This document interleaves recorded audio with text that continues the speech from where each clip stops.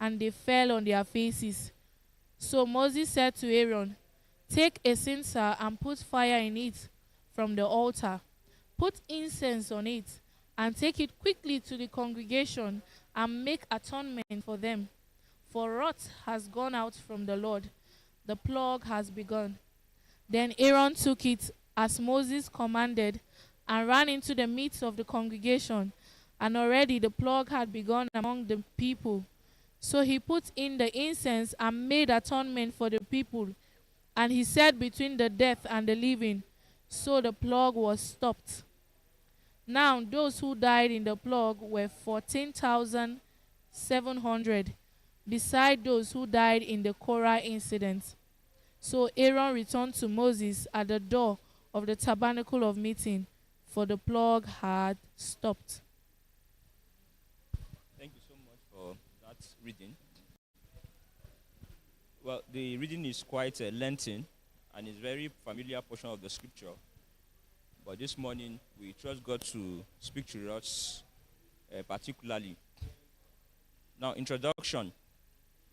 The children of Israel had been delivered by God's mighty power from slavery and bondage in Egypt. They embarked on the journey to Canaan, but wandered in the wilderness for about 40 years.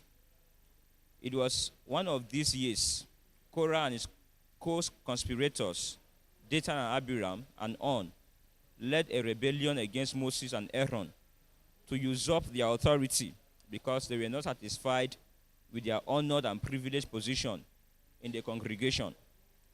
Korah, a Levite from the priestly tribe of Levi, was one who occupied the honorable office of bearing the ark and the sanctuary furniture. Dathan and Abiram were from the tribe of Reuben, whose infamous rebellion attracted fatal consequence from God with a tragic end. God vindicated Aaron's priesthood.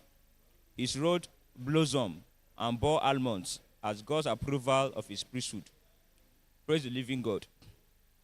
Now, the introduction and the text we've read is trying to give us more like a picture of an attitude that God is not happy with. And that is the attitude of rebellion. Okay, and that is the attitude of what? Of rebellion.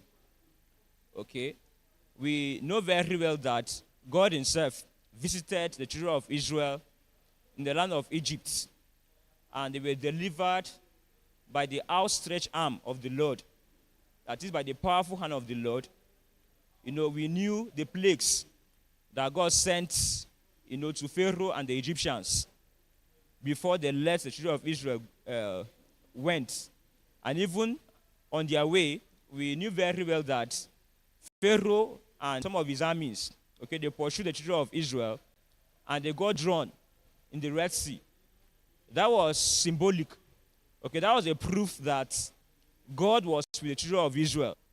And it was God that has been giving them the victory all the while.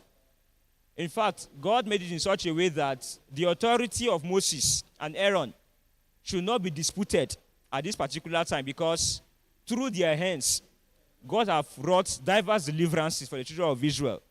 Just imagine that Moses will stretch forth his hand, and the rest will part into two, and they will have a passage. Just imagine they will come to a point, that is at Marah, when the water was bitter, and they will cry to Moses, and Moses will cry to God, and God will perform miracle. Those signs were obvious to them that, look, God was with Moses, and it was God that sent Moses. But at this particular time, something happened that, you know, even Moses, the man of God, as meek as he was not happy with them. He was angry with them. And what is the issue? It was a situation of rebellion.